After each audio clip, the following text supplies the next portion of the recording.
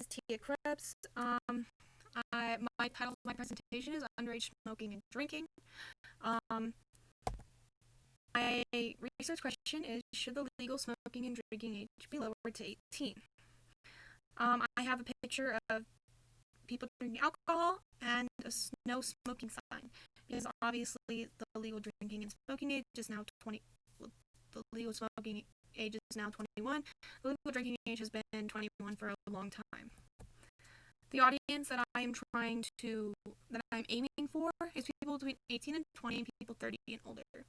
The reason for this is because kids between the age of 18 and 20 are the ones who are directly affected by this law, because obviously they can't smoke, they can't drink, but they can do every other thing. Also, people 30 and older. People in their 70s, 80s, and 90s, they back in the day, when the law was 18, they were able to drink and smoke at 18, and obviously the law for smoking to 21 just changed on January 1st of 2020. So, one important thing that I wanted to address is that teens don't always know when they've had too much alcohol, which is one of the reasons why this law was set to where it was now. When kids are younger and not legally allowed to drink, they tend to have too much alcohol and they don't always realize it, and it could lead to serious health problems, alcohol poisoning, and sometimes even death. Which is very bad. My thesis statement is Colorado should not lower the legal smoking and drinking age because of underage binge drinking. Laws that were set in place to decrease fatalities and the underlying factor that 18-year-olds don't always know when they have had too much. So, underage binge drinking. Basically, it's when an underage person just keeps drinking and drinking and drinking because nobody's stopping them, and they think it's fun because it's known as the forbidden fruit. Which is, if you tell a kid they can't have something, they're gonna want it.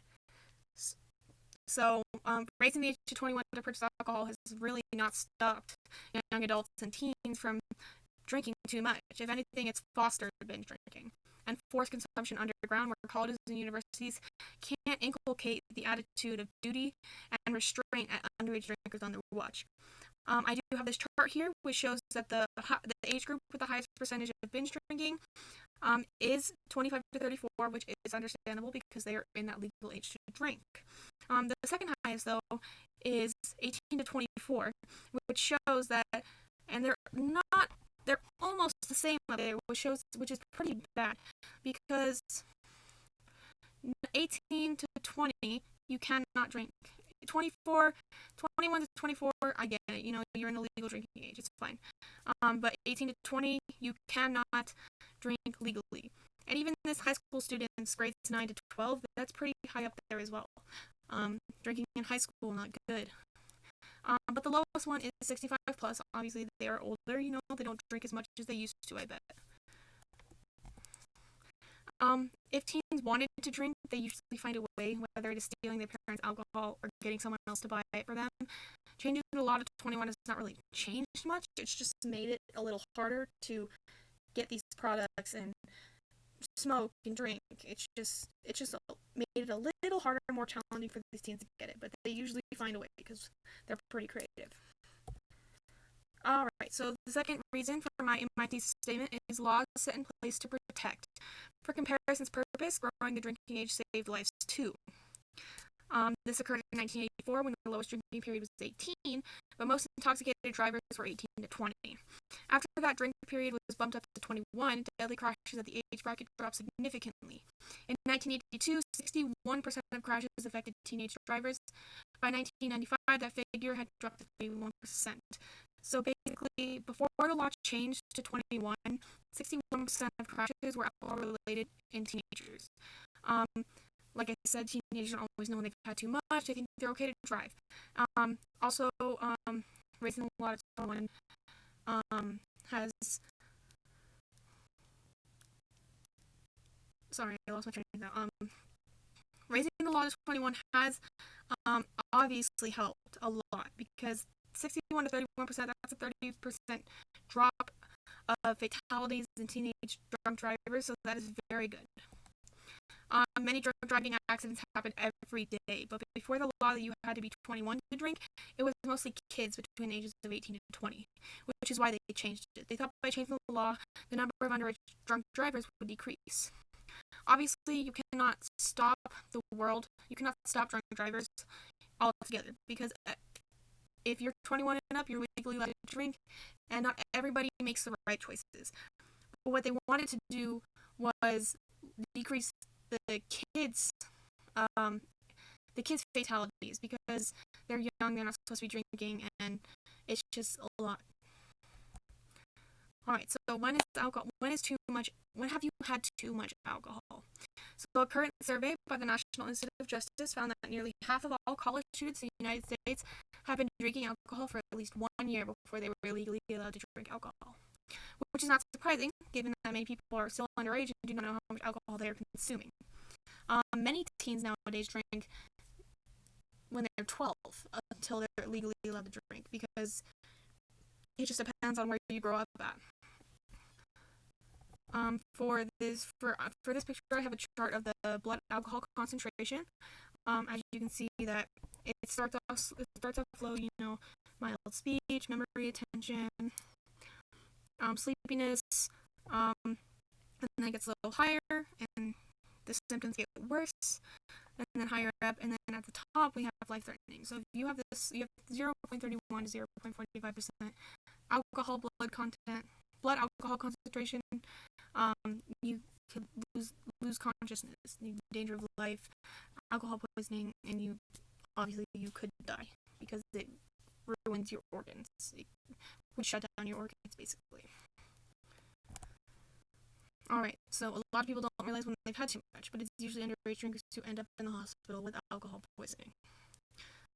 This chart by the National Institute of Health says that one standard drink contains roughly 14 grams of pure alcohol. So 1 drink is healthy for women, 2 drinks are healthy for men. As you can see, there's 5% alcohol in a regular can of beer. Malt liquor, there's 7%. Wine, there's 12%. But in shots like hard liquor, whiskey, gin, rum, vodka, tequila, there's about 40% alcohol. If you have too much of those shots, it could be very dangerous. And that's why they like to change the law, because not all teens will do research and do this. They're just like, oh, alcohol, it's fun. So some of my counter arguments: I have my age of maturity, voting, drafted more, and tried as an adult. So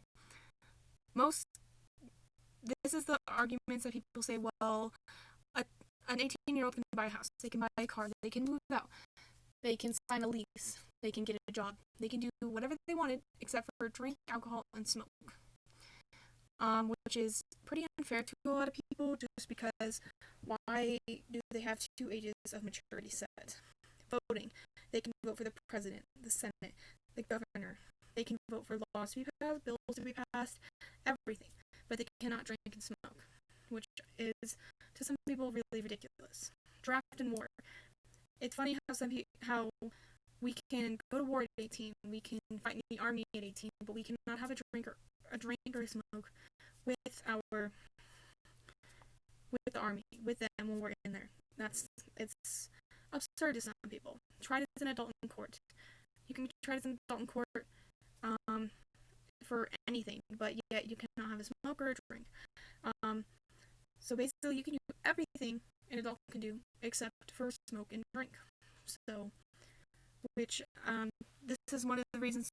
These are the reasons why people believe that age of maturity should be set at 1 age. Either everything gets lowered to 18, or everything gets raised up to 21. Alright, so in conclusion, the age to drink and smoke has been set to 21 because most people in statistics believe it is safer.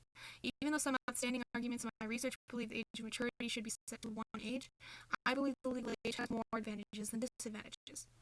Thank you. Here's my works cited page. It continues on to this page. I didn't have enough room to fit it. But yeah, I hope you guys enjoyed my presentation. Thank you.